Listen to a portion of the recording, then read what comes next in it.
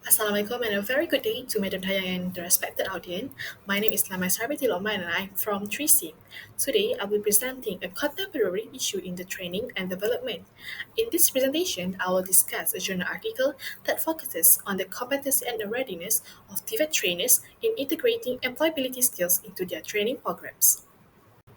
For my contemporary training and development issue, I have selected the 2022 journal article titled Competency and Readiness of Trainers in Integrating the Employability Skills into the Tvet Training Program. The article was written by Wan Fadzila Wan Abdullah and colleagues from University Tun Hussein on Malaysia.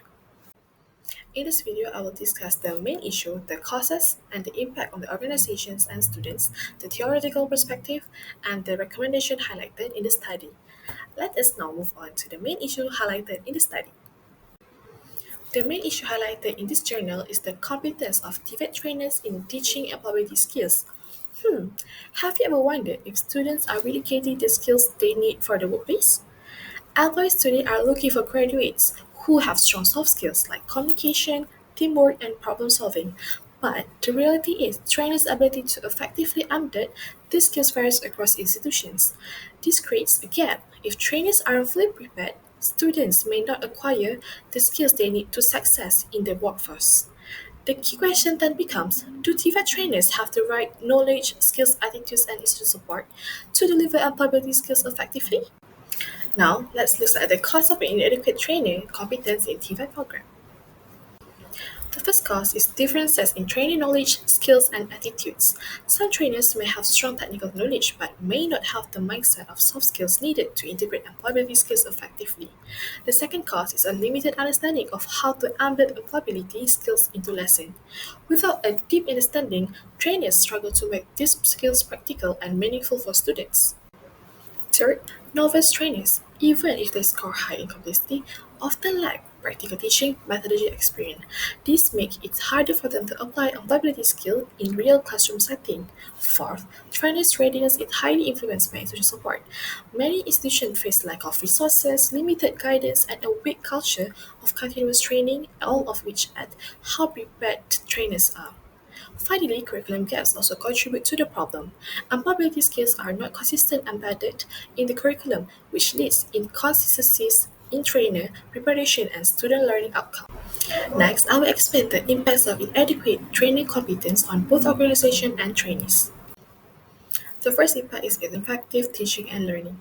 When trainers lack the right competence, their teaching delivery becomes weak. This affects the flow of lessons, student engagement, and overall learning quality. Second, trainers struggle to model professional workplace behavior. According to social learning theory, students learn by observing their trainers. So, if trainers themselves lack employability skills, students do not get the right example to follow. And third, this leads to a skill mismatch with industry needs. Many employers report that TVET graduates still lack essential workplace skills like communication and teamwork. This puts pressure on organizations to retain new employees. Now, the impact on trainees or students. The first impact is reduced employability. Without strong trainees, students do not develop key soft skills and this lower the chances of getting hired. Second, students experience poor skill mastery and low confidence. Weak teachings makes it harder for them to understand both technical skills and employability skills, which affects their readiness. And finally, students become less prepared for real workplace situations. When trainers do not model good behavior or integrate soft skills during lessons, students struggle to adapt to workplace culture, expectations, and teamwork. So overall, inadequate training competence affects both the organization and the trainees, creating a big gap between education and workforce needs. Next, we will look at the theoretical perspective. According to the article, there are three main theories used: competency theory, readiness theory, and pedagogical content knowledge theory. On this slide, we have competency theory. This theory views competency as a combination of knowledge, skills, and attitudes, what we call as KSE. It focuses on what a trainer can actually demonstrate in practice, ensuring they have the right behaviors and abilities for effective teaching. In the study, 8 competency were assessed, including communication, teamwork, and leadership. So the key takeaway here is the competence theory help us understand how a trainer's knowledge, skill, and attitudes directly influence their ability to teach and embed employability skills. Next is readiness theory. According to this theory, a trainer's readiness depends on four domains: attitude, knowledge, skills, and institutional support. A trainee is considered ready when they believe in, understand, and can apply these skills with the right support. High readiness leads to better teaching practices and improved student learning outcomes. The main point here is the readiness theory explains why it's essential for trainers to be prepared and willing to integrate employability skills into their teaching. Finally, we have pedagogical content knowledge or PCK. This theory emphasizes that effective training requires two types of knowledge: what to teach, which is the content, and how to teach, which is pedagogy. PCK helps train plan lessons, guide learning, and assess students effectively. This is especially important when teaching soft skills or ability skills that require intentional strategies. In short, PCK theory shows us that trainers need to plan content knowledge with appropriate teaching methods to successfully deliver employability skills. Based on the impacts and these theoretical perspectives, the article suggests several recommendations to improve training competence and teaching effectiveness. Let's take a look at the solution. First, novice trainers should receive stronger teaching methodology training so they can embed soft skills more effectively in their lessons. Second, the curriculum should be reevaluated and redesigned to clearly integrate employability skills across all subjects, ensuring consistency in training. Third, continuous professional development is essential.